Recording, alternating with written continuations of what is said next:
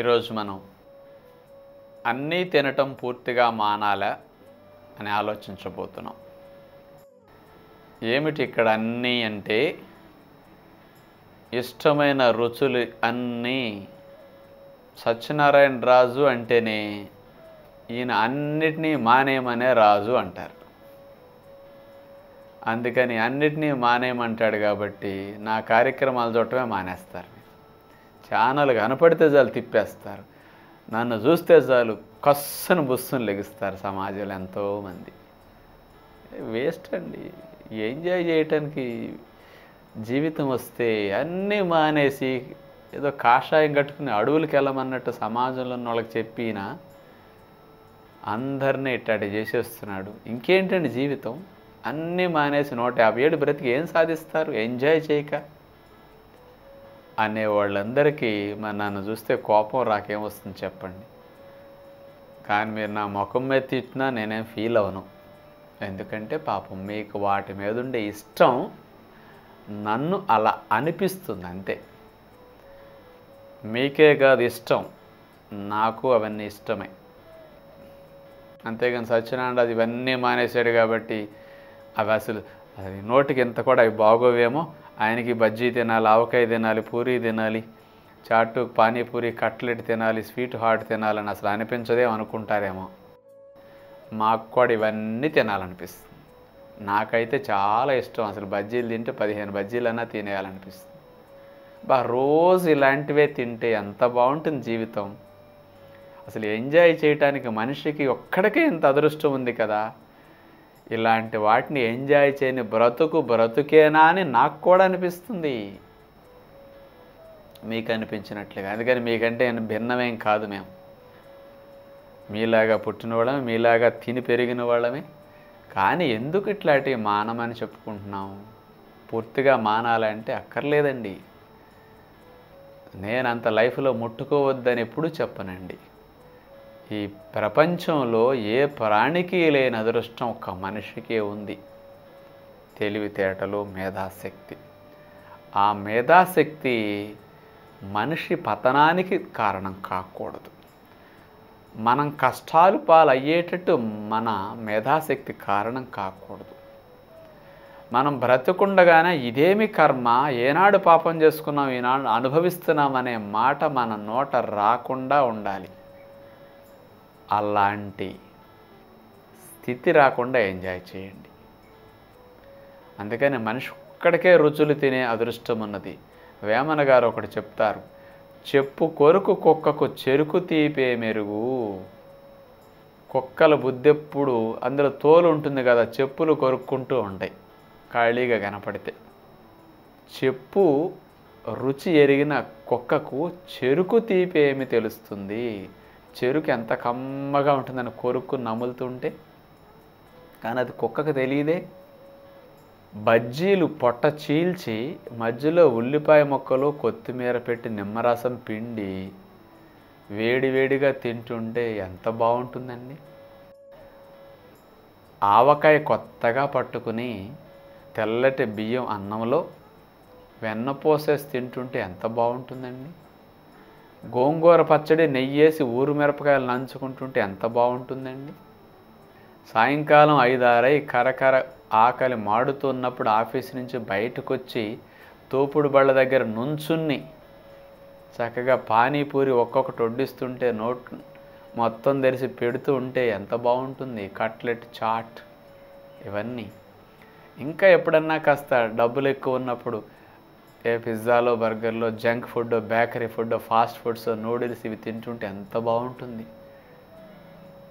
వేడివేడిగా పెసరట్టు వేసుకుని నేతితో రోస్ట్ చేసి అల్లం చట్నీ పెట్టి వడ్డిస్తే ఎవరికి బాగోదు చెప్పండి. మసాలా కూరలు, గుత్తొంకాయ పులుసులు, రైస్ ఐటమ్స్, ఫ్రైడ్ ఐటమ్స్, బిర్యానీలు, పలావులు ఎవరికి ఇష్టం ఉండదండి? అందరికీ ఇష్టమే. మరి వీటన్నిటిని ఎందుకు మానాలి అని డాక్టర్లు చెప్తున్నారు. నేను ఒక్కడనే మానమంటానా చెప్పండి? వాళ్ళకి నాకు భేదం ఏంటి? కానీ వాళ్ళని ఎవరిని మీరు తిట్టరు, కామెంట్ చేయరు. కానీ నన్ను కామెంట్ చేస్తారు. ఎందుకో తెలుసా?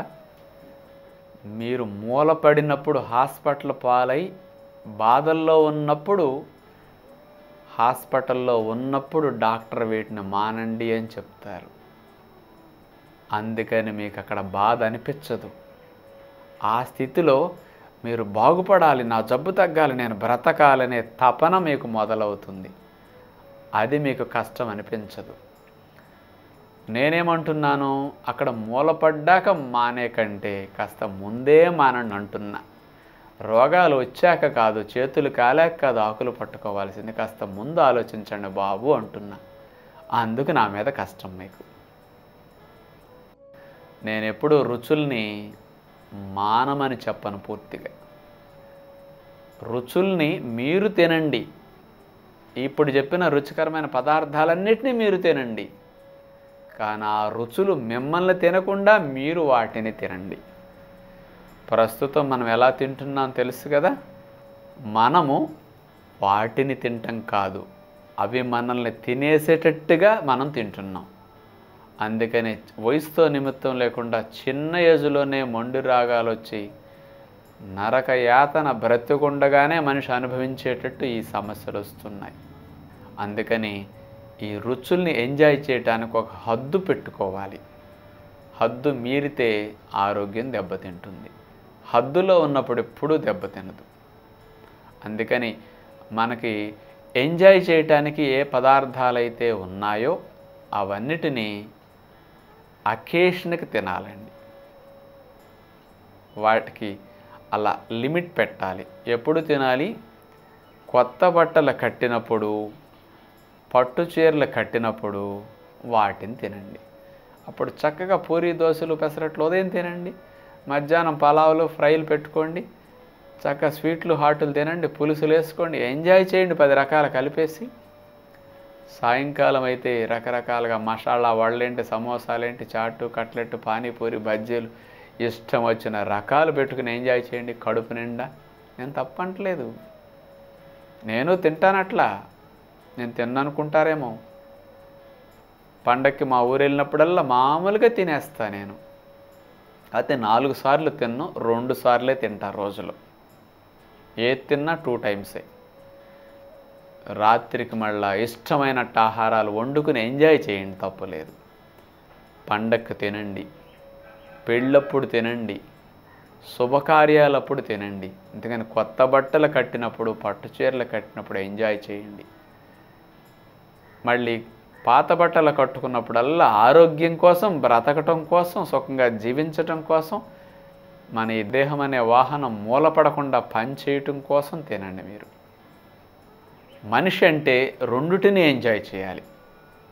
కేవలం రుచికరమైన పదార్థాలనే ఎంజాయ్ చేయటం కాదు, ఆరోగ్యకరమైన జీవితాన్ని ఎంజాయ్ చేస్తూ దాన్ని ఎంజాయ్ చేయండి.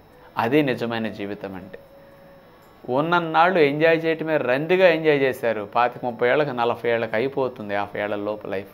అన్ని రోగాలు వచ్చేస్తాయి. ఏమీ తినటానికి ఉండదు. ఇక అన్నిటిని చూస్తూ బ్రతకాలి, భయపడుతూ తినాలి, భయంతో బ్రతకాలి, ప్రాణభయంతో జీవించాలి.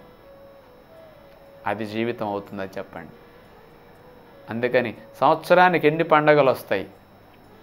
ఒక 15 పెద్ద పండగలు వస్తాయి. ఎంజాయ్ చేయండి. ఎన్ని పెళ్ళిళ్ళు వస్తాయి?